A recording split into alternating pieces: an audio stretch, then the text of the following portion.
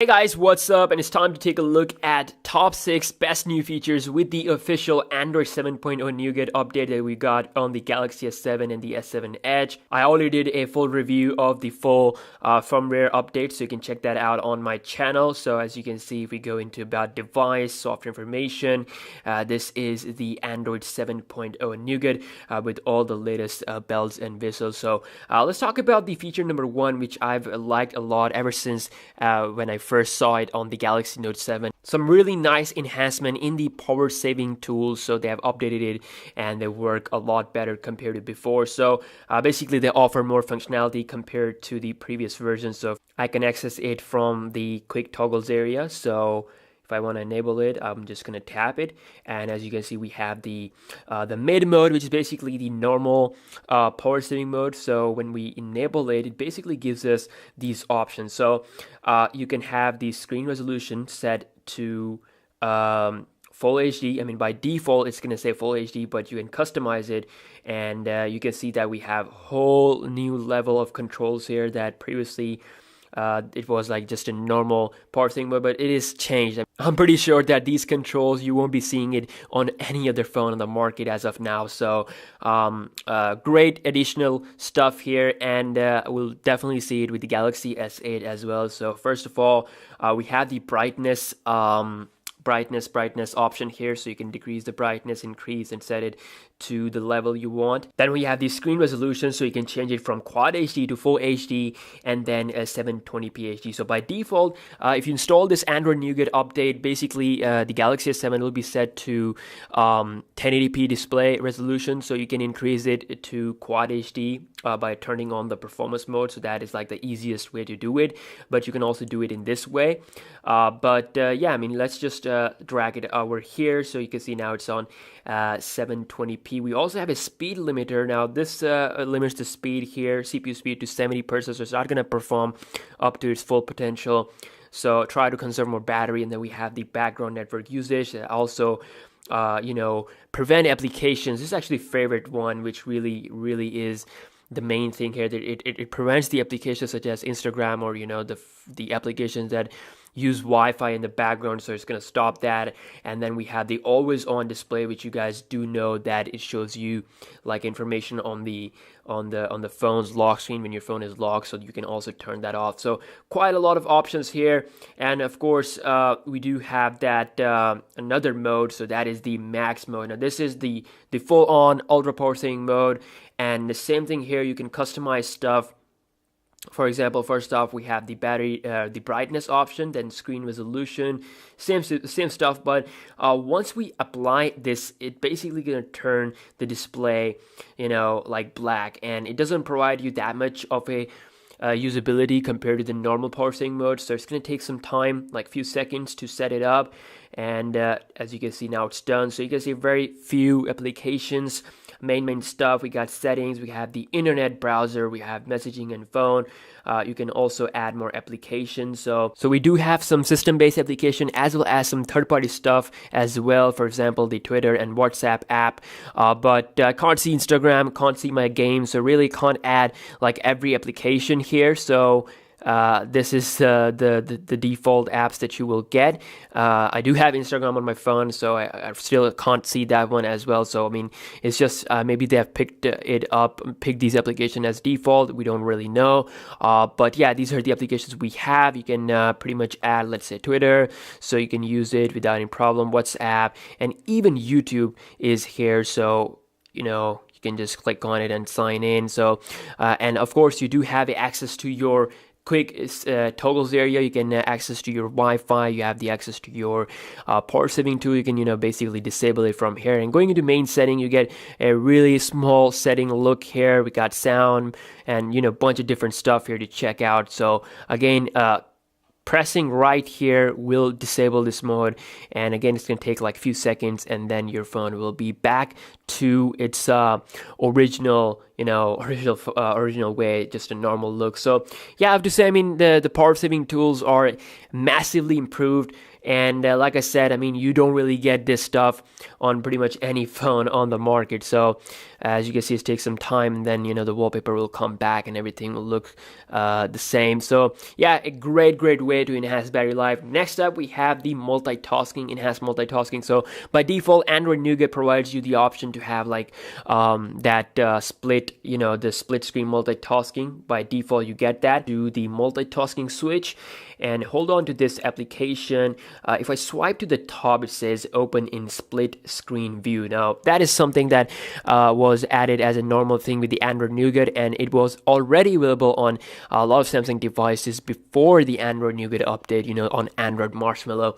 But you can also have this pop-up view thing, which now works hand in hand. So you can basically make your application like in a glance mode. So whatever you want to do, you just do it. Your application will remain on the home screen. So gallery is there, and I can just press on this application, drag it here and there. At the same time, I can dial number, I can go watch a YouTube video, and I can basically it's a really enhanced form of multitasking. So if I go into YouTube, you can see that I have opened up the YouTube application. I can watch videos, and at the same time, I can chat and check out other apps as well. So, and this is something, again, most of my phones don't have this stuff. I mean, maybe we might see like more something like this implemented in the default Android version, but currently Samsung does provide you the best multitasking features. So you can basically enhance the size, you can close the application. So it's great, and I like it a lot. Number 3, we have the new camera UI change here, and this is also first we saw with the Galaxy Note 7. So it's a lot more neat now. Basically there's no, the options are not like overwhelming, they're not scattered, and they're not complicated, and basically they look a lot clean. So when you open up the camera, you'll see simple options such as the front camera switch here. We got the HDR option, we got the flash and the main settings, and the beauty meter, and the video recording button, gallery, and the photo. Pretty neat stuff. When we swipe here to the left, we have all our effects. So you can see that basically have quite a lot of good effects here. You can edit them. You can also download more effects from the Samsung store.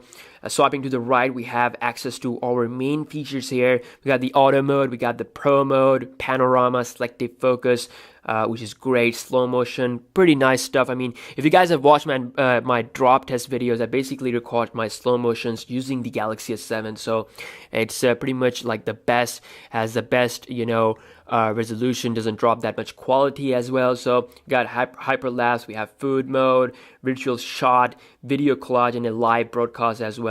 So I mean, lots of great features. And again, you do have that download button to check more stuff out from the Samsung store. So going into the main settings, and this is where we have the options, which are also again pretty neat. On top, we have the rear camera option. So we get like 4 options for the rear camera, and then here we have 4 options for the front camera. Pretty easy stuff. They also added this new feature, which is called as Save Pictures as Previewed. The picture is captured in a way that it is shown to you, while you're capturing photo, while you're capturing the selfie. So I'm glad they have added this with their default application. Basically for that, previously I had to download some third-party stuff, so now we have it here. And this is something that we don't get with the iPhone. Maybe with the latest update they might add it. So we do have like the megapixel count. Of course, we can set that one up. We have video size, so we can record videos in different resolutions here. So Ultra HD, which is of course 4K, Quad HD, Full HD 60 FPS, 1080p, and then normal 1080p video. And you can even record video in VGA. And it also says that in basically in Ultra HD, Quad HD, and Full HD 60 FPS mode, you don't get these 3 features. So, and then we have some normal stuff, shape correction, and with the front camera, you get the same stuff. And video size is actually all the way up to 2560 and 1440p. And I never actually filmed like videos a lot using the front camera, but I recently recorded some videos, and I have to say the quality looks pretty good. Then we have, of course, ways to capture pictures. You can capture pictures using the heart rate sensor or gesture control, palm facing, the palm facing thing. and then we have the tap to take pictures. So I mean, I have to say the camera UI, I just love it. I love the changes that they've done here, and it's the third feature that I like here, the new change. Next up is the overall good new look we have with this Android Nougat update in the quick toggles area and in the main settings. So first off, in the quick toggles area, it's looking a lot neat and it's looking a lot like stock. So quickly show you side by side here with the Google Pixel. So basically with one swipe, you can see the similarities there. We get the basic controls. We got our Wi-Fi, our sound profile, the battery, and the phone dialer. So basically, you can arrange the top row, so it shows up first. So with first swipe, you basically get the main stuff. You don't really have to do like expand it. You can get your main stuff here, and expanding it further, you get a lot more options here. Same thing with this one. So, and you can see that it looks super similar. They have decided to put the brightness down here. Samsung, they add more features. We have this search thing where basically you can search pretty much anything on your phone, like from WhatsApp messages to like different applications to different settings. So you can have it from here.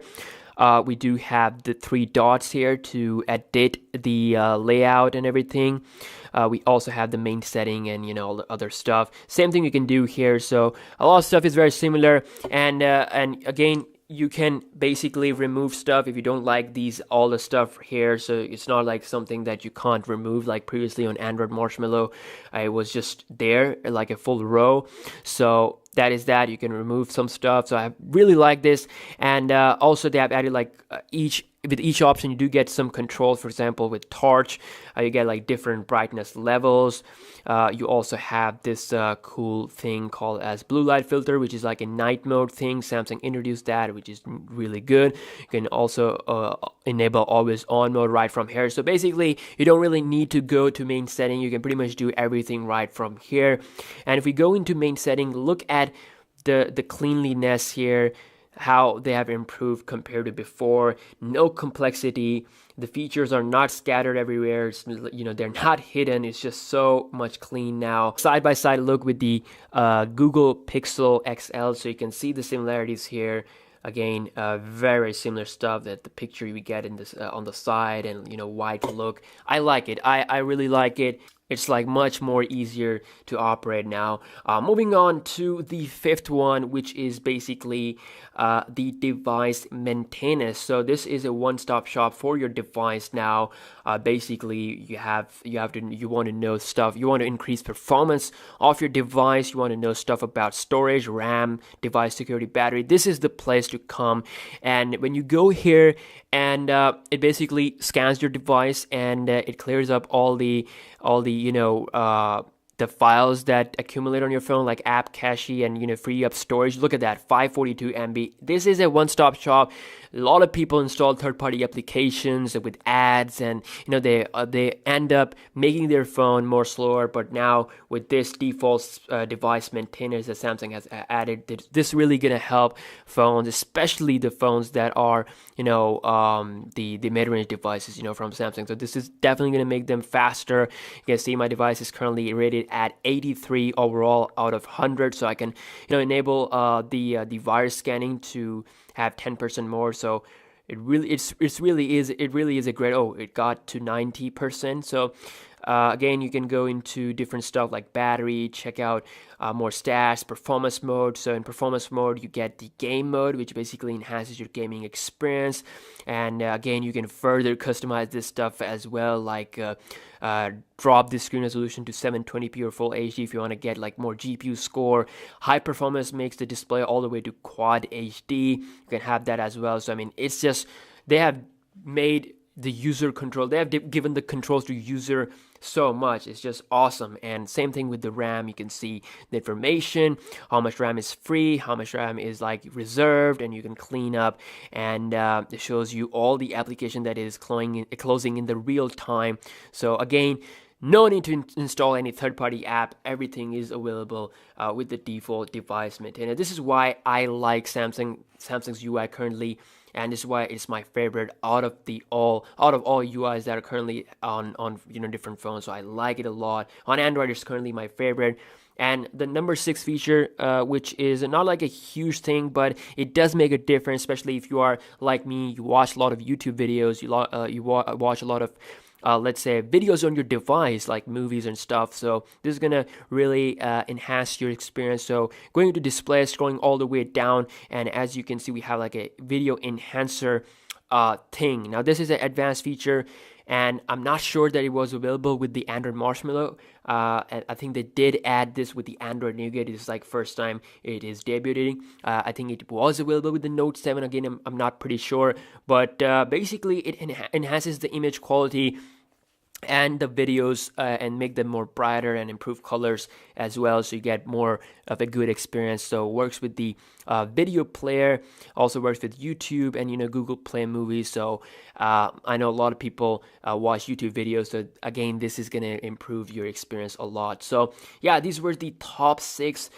best features that I like and best changes that I like with the Android Nougat update official on my Samsung Galaxy S7. Again, a lot of people do ask me how do you get the update. So if you have an unlocked Galaxy S7 or S7 Edge, you can basically visit sammobile.com right now and download the firmware from UK firmware or whatever, and flash it, and basically it works flawlessly and you get all the latest features, and you don't have to wait for the OTA update, which will take quite some time, because recently we heard that not all Galaxy S7 will get the update as soon as possible. So again, I did a tutorial as well like 2 or 3 months ago. You can also find that video on my channel.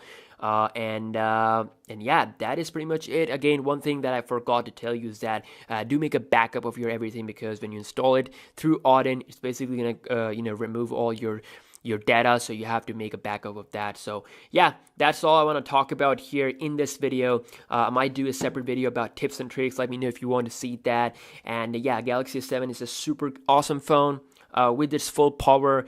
It is updated to the Android Nougat. It's performing really great. I've done some performance comparisons. I will be doing a speed test with the Pixel XL as well as the OnePlus 3T, which also got the update to Android Nougat. I never actually done with the official version on the S7. I actually did it with the beta. So I want to see how much improved here S7 is with the official Android Nougat compared to the Pixel XL and the OnePlus 3T. So I'll be doing the comparison pretty soon. Again, if you guys enjoyed this video, please give it a thumbs up.